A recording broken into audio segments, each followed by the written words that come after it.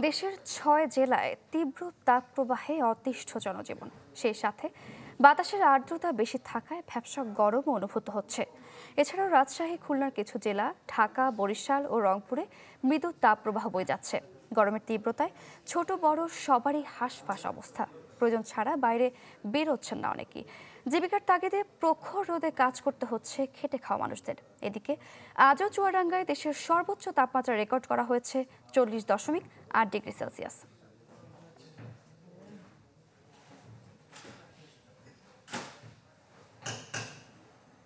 দর্শক, আবহাওয়া পরিস্থিতির আরও খবর জানাতে চুয়াডাঙ্গা এবং রংপুর থেকে যুক্ত হচ্ছেন আমাদের সহকর্মীরা। শুরুতেই চলে যাব চুয়াডাঙ্গা থেকে যুক্ত হচ্ছেন সহকর্মী রেজাউল করিম লিটন। সারিকা, চুয়াডাঙ্গাতে আপনি যেমনটি বলছিলেন যে গতকাল দেশের সর্বোচ্চ তাপমাত্রা ছিল 40.8 ডিগ্রি সেলসিয়াস। আজকে সকাল 9টায় চুয়াডাঙ্গার তাপমাত্রা রেকর্ড হয়েছে 30.5 ডিগ্রি সেলসিয়াস। তো এই যে সকাল 9টার পরে আরেকটু পরেই দুপুর 12টায় আবার আবহাওয়ার যে রেকর্ড হবে সেই রেকর্ডে কিন্তু 38 ডিগ্রির উপরে চলে যাচ্ছে। এরপর যখন দুপুর গড়িয়ে বিকেল হচ্ছে, বিকেল 3টায় আবার 40 ডিগ্রি পার হয়ে যাচ্ছে। তো প্রতি ঘন্টায় ঘন্টায় এই জেলার তাপমাত্রার পারদ বাড়ছে, সেই সাথে তীব্র গরম আর প্রচণ্ড রোদ।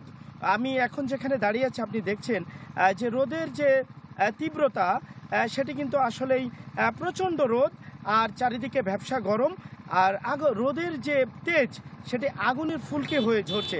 একটি বিষয় আপনাকে জানিয়ে রাখি, আপনি জানেন যে চুয়াডাঙ্গা কৃষি প্রধান একটি জেলা। এই জেলাতে এখন বোরো ধান কাটার মৌসুম, বোরো ধান কাটা শুরু হয়েছে। যারা শ্রমিক, যারা কৃষক, তারা মাঠে কিন্তু দাঁড়াতে পারছে না এই রোদে। আর চারিদিকে আমি যেখানে আছি দুই পাশেই প্রচুর আক্ষেপ, সেই আক্ষেপে প্রচণ্ড সেচ দিতে হচ্ছে গরমে। তো কৃষির একটা প্রভাব পড়েছে, আম লিচুর গুটি এই প্রচণ্ড গরমে ঝরে যাচ্ছে আর সাধারণ মানুষ কিন্তু তীব্র গরমে কায়েল হয়ে পড়ছে। আবহাওয়া অফিস বলছে যে এই অবস্থা এই মাস জুড়ে অব্যাহত থাকবে। লিটন, ধন্যবাদ আপনাকে। দর্শক, এবারে রংপুর থেকে যুক্ত হচ্ছেন সহকর্মী ফখরুল শাহিন। ফখরুল।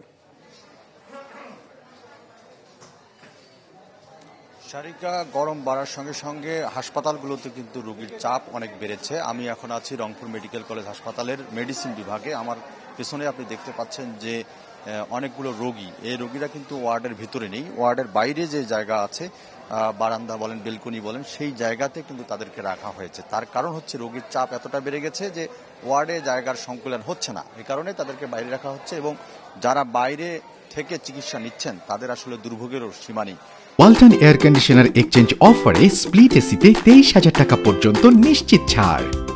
শুধু রংপুর মেডিকেল কলেজ হাসপাতাল নয়, রংপুরে যে উপজেলা স্বাস্থ্য কমপ্লেক্সগুলো আছে এবং প্রাইভেট যে হাসপাতালগুলো আছে সবখানে আমরা খোঁজ নিয়েছি।